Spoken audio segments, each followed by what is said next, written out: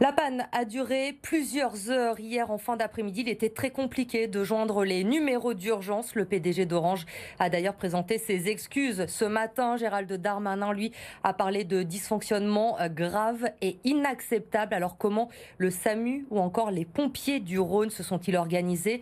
La situation est-elle redevenue normale aujourd'hui? Reportage de Maïva Komsi. Les pompiers, je vous écoute. Tout est presque revenu à la normale. Les communications avec les services d'urgence sont rétablies depuis minuit et demi. Mais ce matin, il restait quelques dysfonctionnements. Alors, les numéros de secours mis en place mercredi soir sont pour l'instant maintenus. L'ensemble des dispositions de sécurité sont en place, resteront en place au moins jusqu'à demain. Et nous envisageons, nous, de les conserver tout le week-end pour être sûr qu'il n'y ait pas de problème.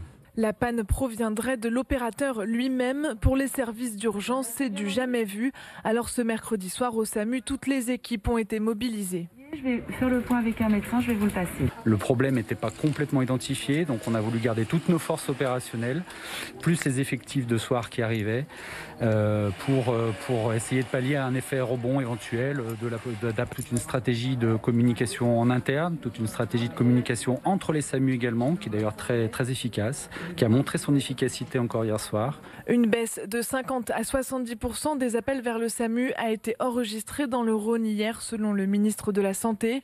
Pour l'instant, le bilan des préjudices n'est pas encore connu. En France, 3 décès seraient potentiellement liés à ces dysfonctionnements, a annoncé le ministère de l'Intérieur.